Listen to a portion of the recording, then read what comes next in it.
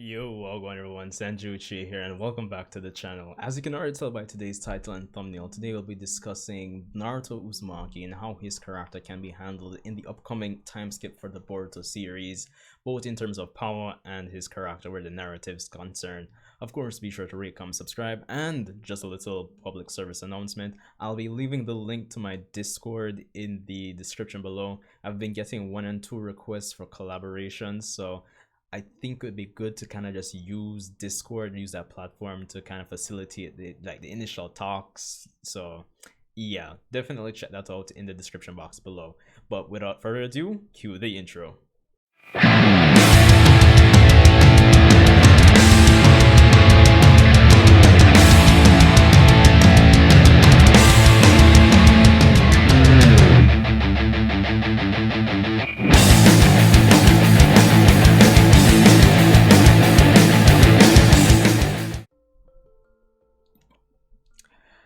Yeah, so welcome back everyone, Uchiha here. So Naruto Uzumaki, the previous main character and still the character that a lot of persons would rather see be the main protagonist of this show. Now, where Naruto is concerned, it's very interesting in terms of where his character and his power can possibly go after the after the Boruto time skip happens, which, as I've been saying in 1,000,001 videos by now, that I feel like it might happen by the end of 2020. I mean, give or take, depending on if the whole situation right now with the whole, state of the world, if it doesn't affect the release schedule for the monthly manga of Boruto at the moment. So there's that. Now, getting into it, the time skip, as I said, if I'm speculating, I feel we have another like 9 to 10 chapters, give or take, before the time skip happens. So a lot of things could actually be put in place for Naruto going into the time skip.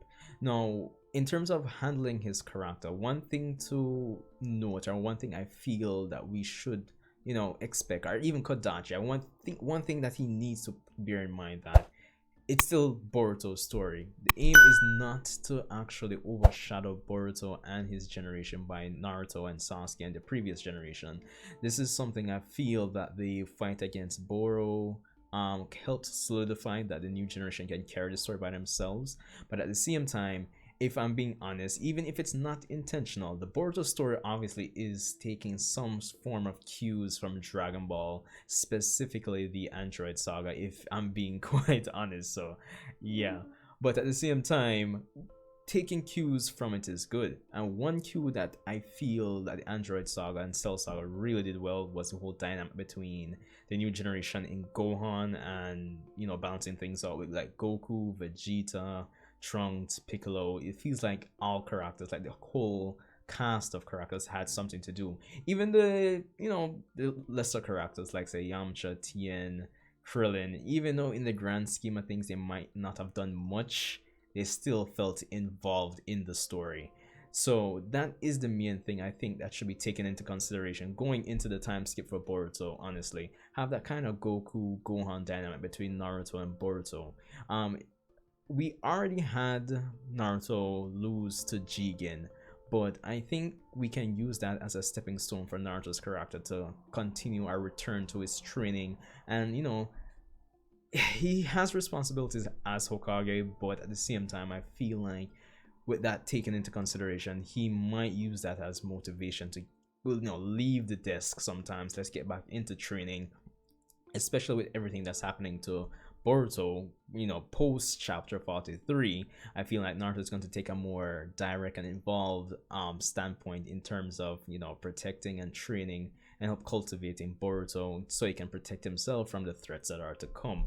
So with that said, I think from a narrative standpoint, Naruto's character will of course continue to go down the whole conflict surrounding parenting at the end of the day, and of course reflecting on the dynamic that he might have had or might not have had by not having parents. So we can still continue to build on that, and the Boruto anime, if I'm being honest, has been doing a good job at that, if nothing else. So that's one thing I think we can expect to see in the time skip where Boruto is concerned.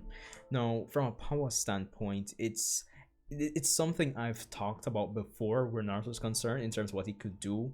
I did a video like way back, I think it was like in the middle of last year, if not towards like that September to November time period, where it was right after I think Naruto and Sasuke lost to Jigen, and I was talking about how what Naruto and Sasuke could do to surpass the 6 paths barrier. I think that's how I phrased the thumbnail at least. So yeah, but it was pretty difficult to actually come up with ideas of what Naruto and Sasuke could do.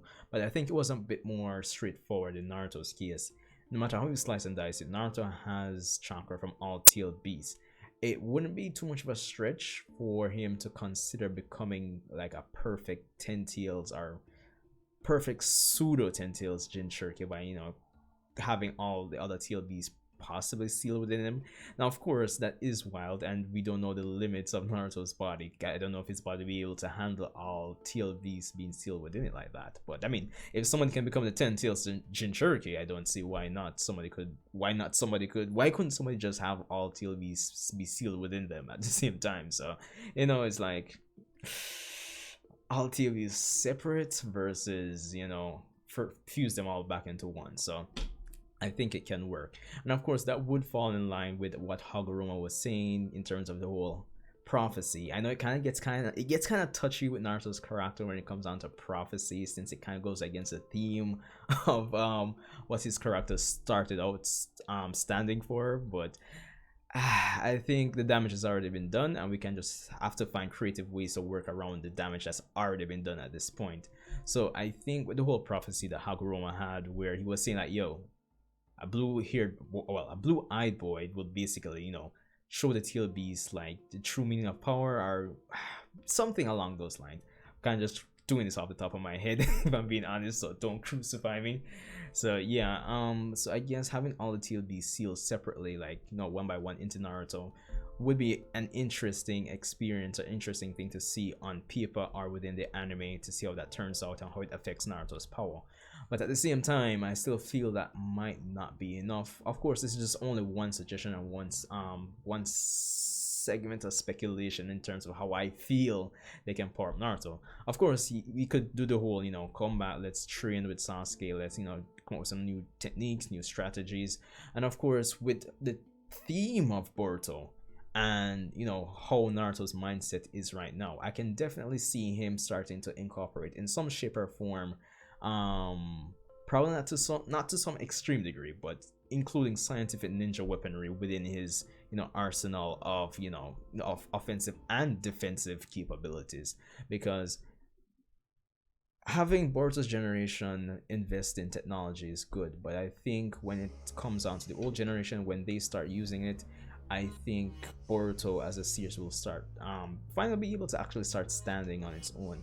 Now, we have this whole theme of new generation versus old generation, but even in our world, the old generation, like the previous generation before us, of course, well, the previous generation before you, basically. I guess it depends on how old you are in terms of whoever you are watching this. So yeah, but the previous generation, essentially, they still use technology and things from our generation. Probably not as effective or efficient as us, maybe. Probably more efficient and effective than us. It just depends, case by case situation, I suppose. But the point is, considering there's this theme of old generation versus new generation, I wouldn't be surprised if the old generation make some progressive steps and start incorporating scientific ninja weaponry. And I think from a combat standpoint, I actually see Naruto doing this, especially considering if you look back at, say, the beginning sections of the OWL arc in the manga, where we had Boruto and Naruto sparring, and Naruto was using scientific ninja weaponry, and Boruto was like arguing like, yo, why are you using this? And then the whole theme of, it's not the technology, but it's how you use it. So yeah, I think that from that standpoint, we can definitely expect to see Naruto doing stuff like that. So yeah, let me know what you think from a power standpoint, your suggestions, and what you think Naruto could do to actually power himself up. So that should be interesting to hear in the comment section below. But yeah, that's pretty much it, because as I said, I think I've covered all I need to cover, or what I think Naruto can do to power up between scientific ninja weaponry, training with Sasuke, and probably more TL beasts, essentially. But yes, more so than that, the narrative standpoint, as I said, continuing the conflicts of being a parent, forming a better dynamic between himself and Boruto, similar to Goku and Gohan in Dragon Ball Z, or the latter half of the Dragon Ball manga, all while balancing things out with the rest of the cast. So you have a nice dynamic between the old and new generation, and everyone feels involved. So yeah, that should be interesting to see. Let me know your thoughts, your ideas, your speculations, and of course, be sure to rate, comment, subscribe. Definitely trying to get to that 1,000 subscriber mark by the end of the year, worst case scenario, but let's see how that goes. Of course, remember to check me out or link me up on Discord you can check that link out in the description below, and I'll definitely see you guys in the next one. Trying too hard there.